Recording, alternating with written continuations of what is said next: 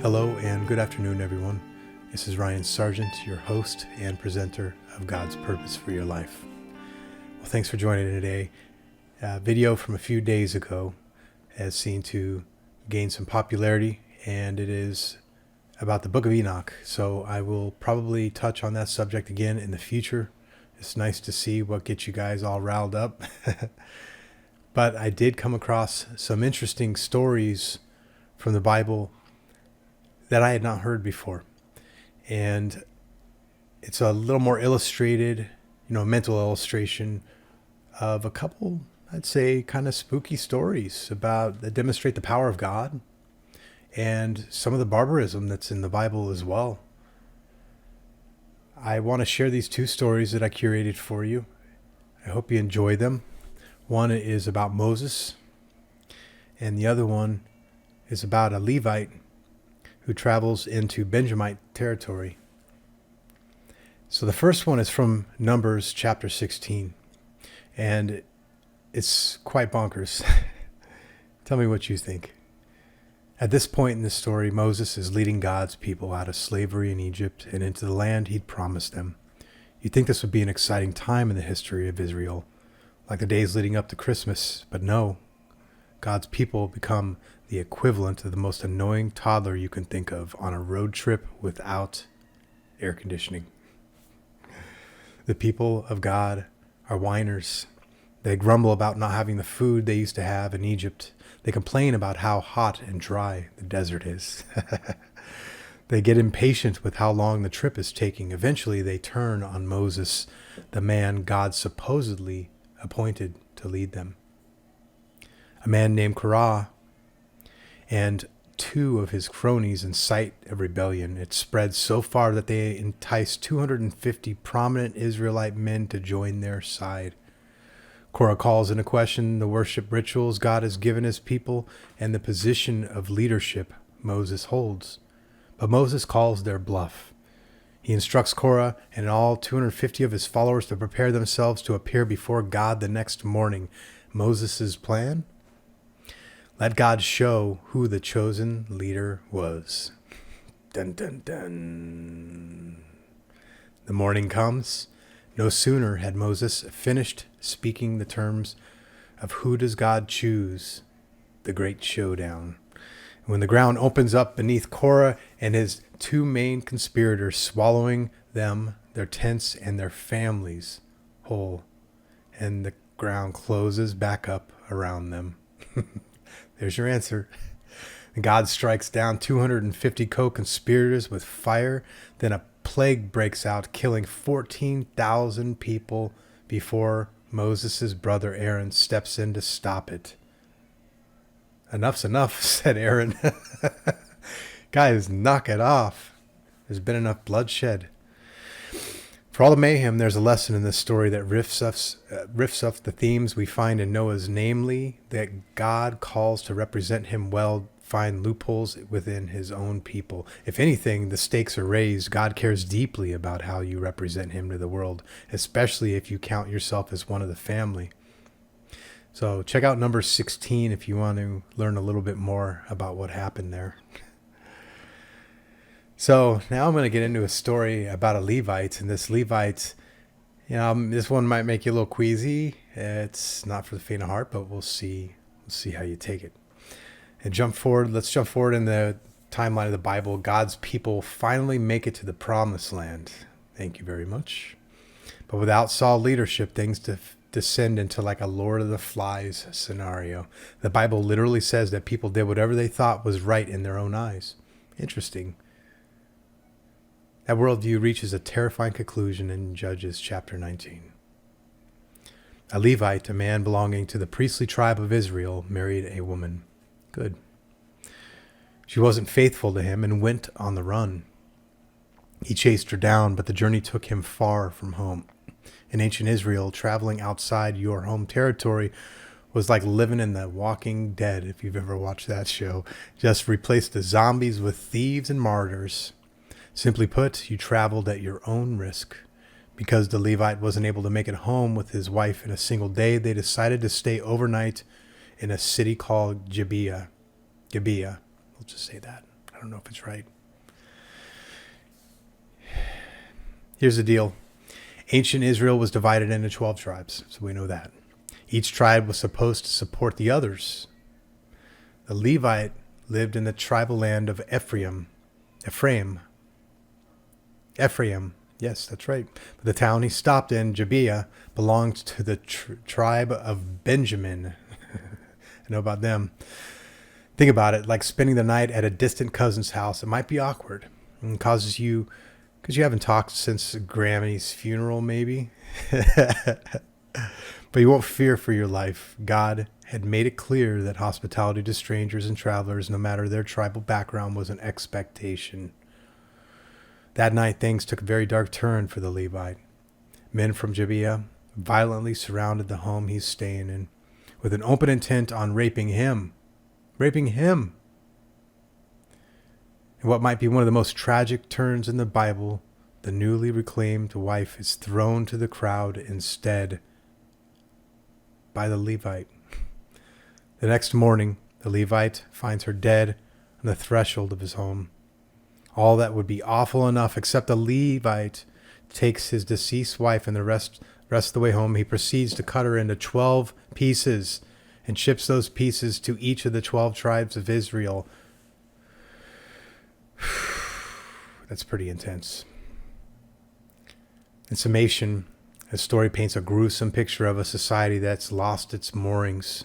The gory details are meant to reinforce to the reader that even God's people aren't above descending into barbarism when they lose sight of God.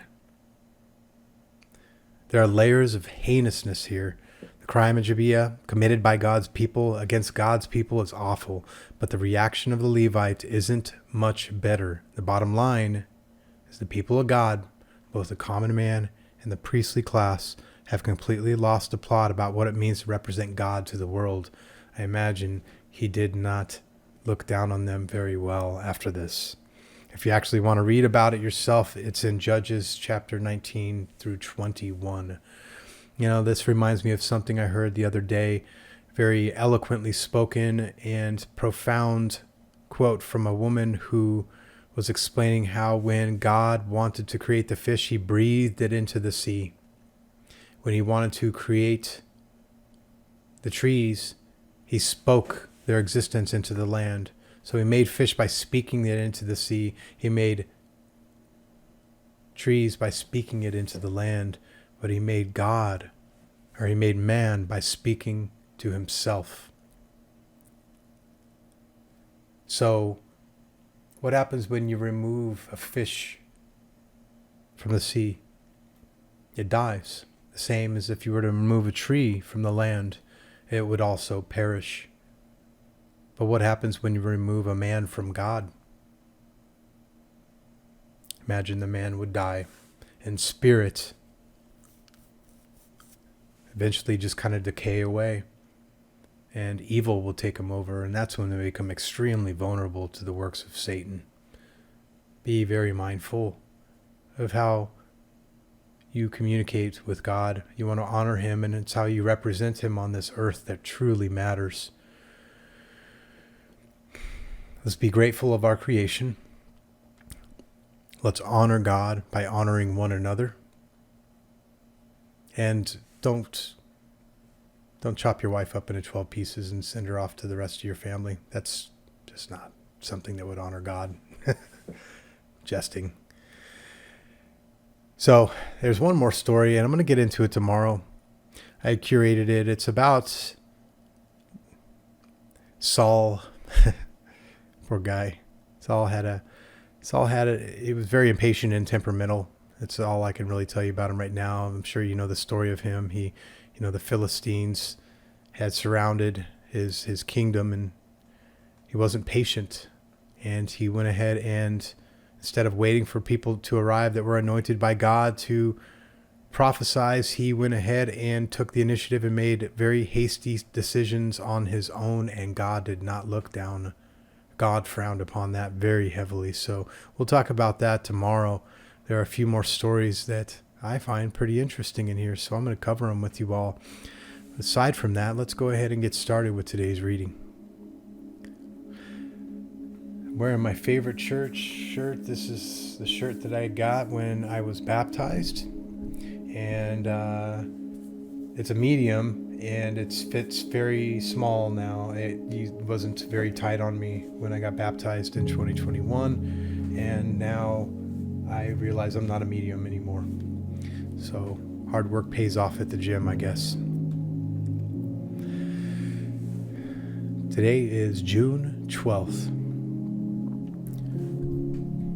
Good one. Complete obedience.